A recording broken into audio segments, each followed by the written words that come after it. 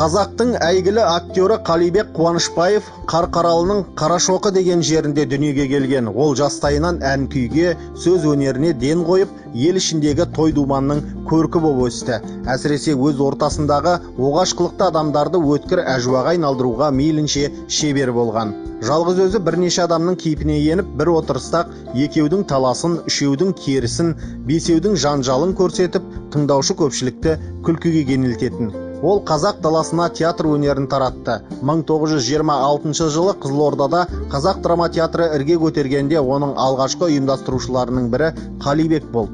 Қазақ драма театрының тарихынан елеулі орын алатын кезеңдік спектакльдердің бәрінде дерлік Қалибектің қайталанбас қолтаңбасы қалды. Дүние әлемге аты тарап кеткен Қалеки болып оянуына себепші болған бейне ол Абай бейнесі. Сол соғыс кезінде қазақтың тұңғыш профессионал режиссерларының бірі, тұңғыш деп айтатын Шаниннен кейінгі режиссер бұл Асқар Тоқпанов дейтін Қазақстанның халық әртісі жас кезінде Мұхтар Омарханұлы Әуезовтің батасыменен Абайды осы біздің бүгінгі Әуезов театрында Әуезовтың Абайын тұңғыш дүниеге жарық қалып келген сол кісі.